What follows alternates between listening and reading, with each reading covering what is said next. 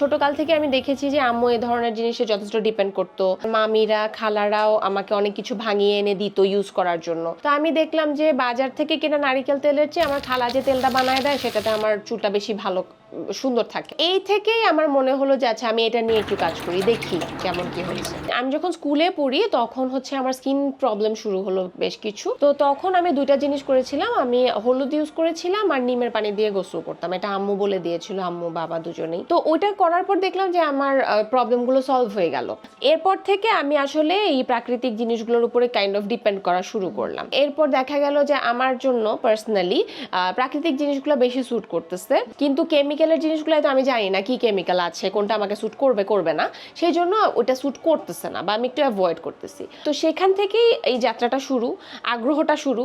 আমি যখন কলেজে পড়ি তখন থেকেই এইসব নিয়ে আমি যথেষ্ট ঘাটাঘাটি করি, পড়াশোনা করি এবং সেখান থেকেই আস্তে আস্তে ব্যবসার পদচারণা। হার্বাল পণ্য নিয়ে অনেক ধরনের অনেক মিথ আছে বাজারে বা সমাজে।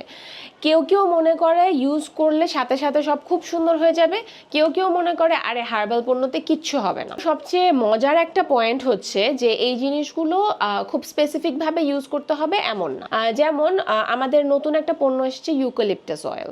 এই জিনিসটা অনেকে খুঁজে, এই জন্য আমি এনেছি। এটা আনার পর আমি নিজেই জানতে পারলাম, কাস্টমার ডিমান্ডে যেহেতু আনা, আমার রিসার্চটা কম ছিল, কিন্তু আনার পরে আমি যখন রিসার্চ শুরু করলাম তখন দেখলাম এটা বহুবিধ ইউজ আছে। যদি অন্য কোনো তেলের সাথে মিশিয়ে মাথায় দেওয়া হয়, মাথা ঠান্ডা হয়ে যায়, মাইগ্রেনের ব্যথা চলে যায়। যদি একটু পানিতে মিশিয়ে ওই পানির ভাপ আপনি নেন তাহলে আপনার নাকের সাইনাসের প্রবলেম দূর হবে। সো অনেক ধরনের অনেক হিলিং প্রপার্টিজ ন্যাচারাল এই পণ্যগুলোতে পাওয়া যায়, যেটা কেমিক্যালে পাওয়া যায় না। প্রকৃতি আপনাকে যেভাবে শুধরে দিবে ওইটা আসলে অন্য কিছু পারবে না। মানুষের সাথে কথা বলতে বলতে জানলাম যে স্কিনের মতন চুলেরও অনেক ধরন আছে, চুলেরও পোরোসিটি লেভেল আছে। তখন আমি হাই পোরোসিটির জন্য ডিফারেন্ট তেল এবং লো পোরোসিটি হেয়ারের জন্য ডিফারেন্ট তেল বানানো শুরু করলাম। মজার ব্যাপার হচ্ছে লো পোরোসিটি হেয়ারের অয়েলটা বানানোর আগে আমি জানতামই না যে বাংলাদেশের 70 থেকে 75% মানুষের চুল লো পোরোসিটি। তো মজার ব্যাপার যেটা, যে এখন আমার ওই হাই পোরোসিটির চেয়ে লো পোরোসিটি হেয়ারের অয়েল নিতে বেশি মানুষ আছে, কারণ কারো কাছে এটা নাই।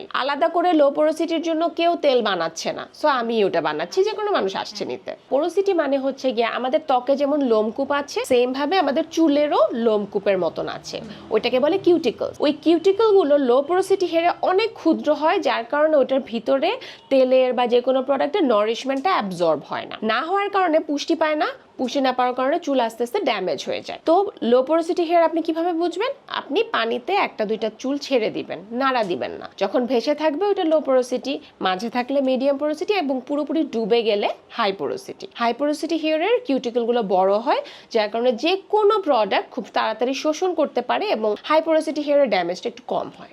লো পোরোসিটি হেয়ারের জন্য অপশনস অনেক কম, খুব কম পরিমাণ তেল আছে যেগুলো তাদের স্যুট করে, যেমন আমন্ড অয়েল, সিসাম অয়েল আছে, জোজোবা অয়েল আছে, রোজমেরি অয়েল আছে।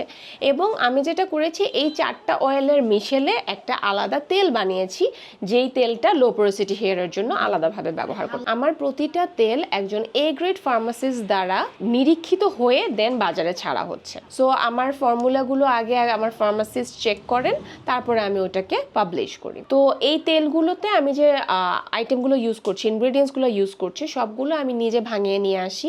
আমি গ্রাম থেকে ওগুলো ভাঙিয়ে নিয়ে আসি। সেই সাথে এগুলোর মধ্যে বেশ কিছু হার্বস মিক্স করা হয়। ওই হার্বগুলো আমি আমার সুপারভিশনে শুকানো, ধোয়া এন্ড বাকি সমস্ত কাজগুলো করে থাকি। তারপর মিক্সিংটাও আমি নিজেই করে থাকি। একটা ভ্রান্ত ধারণা আছে যে হার্বাল জিনিস নাকি একদমই কাজে দেয় না। এটা সবচেয়ে বড় সমস্যা, যেটা আমার মনে হয় যে মানুষ আসলে সময় নিয়ে ইউজ করে না হার্বাল প্রোডাক্টগুলো। যেহেতু এগুলোতে কোনো ধরনের কেমিক্যাল থাকে না, যার কারণে খুব ফাস্ট কাজ করবে এমন কোনো এক্সপেকটেশন রাখাই আসলে ভুল। এই আশা নিয়ে যারা ইউজ করে তারাই এই কথাটা বলে যে হার্বাল জিনিসে কাজ হয় না। ব্যাপারটা হয় কি, মানুষ আশা করে যে 5-10 বছর ধরে চুলের যত্ন নেয় নাই, তারপর চুল নষ্ট হয়ে গেছে, এখন একটা প্রোডাক্ট কিনলো 2 সপ্তাহে সেটা চুল ঠিক করে দিবে। এটা তো কখনো সম্ভব না, সময় দিতে হবে ওই জিনিসটাকে। আজকাল গণহারে ডার্মাটোলজিস্টরা যাদের চুল পড়ার সমস্যা তাদেরকে মিনক্সিডিল সাজেস্ট করছেন। মজার ব্যাপার হচ্ছে যখন মিনক্সিডিল ইউজ ছেড়ে দিচ্ছেন তারা সাথে সাথে ভয়াবহভাবে চুল পড়া শুরু করছে। আমার কাছে প্রচুর কাস্টমার আসে যারা মিনক্সিডিল মিনক্সিডিল ইউজ করে চুল পড়া বেড়ে গেছে, এখন তারা ঠিক করতে যাচ্ছেন। ঠিক করার জন্য তারা হার্বাল উপায়ের কাছে আসছেন, কিন্তু হার্বাল প্রোডাক্ট ইউজ করে তারা ভাবছেন মিনক্সিডিলের মতন 1-2 সপ্তাহে কাজ হবে, সেটা কখনোই হবে না, সময় নিয়ে কাজে দিতে হবে। আমাদের সমাজটায় এখন একটা সবচেয়ে বড় যেটা হোক্স চলতেছে সেটা হচ্ছে যে কোরিয়ান, জাপানিজ, এই কি বেশ কিছু লাইন অফ প্রোডাক্টস বাংলাদেশে এখন আসছে। এটা আসলে কনজিউমারিজমেরই একটা অংশ যে এই প্রোডাক্টগুলো ইউজ করলে সব সমস্যার সমাধান হয়ে যাবে। নায়াসিনামাইড ইউজ করো, রেটিনল ইউজ করো, স্যালিসিলিক অ্যাসিড ইউজ করো, কিন্তু এই অ্যাসিডগুলো যে আমরা ইউজ করছি, এই প্রোডাক্টগুলো তো বানানো হয়েছে চায়নার মানুষের জন্য, কোরিয়ার মানুষের জন্য, জাপানের মানুষের জন্য।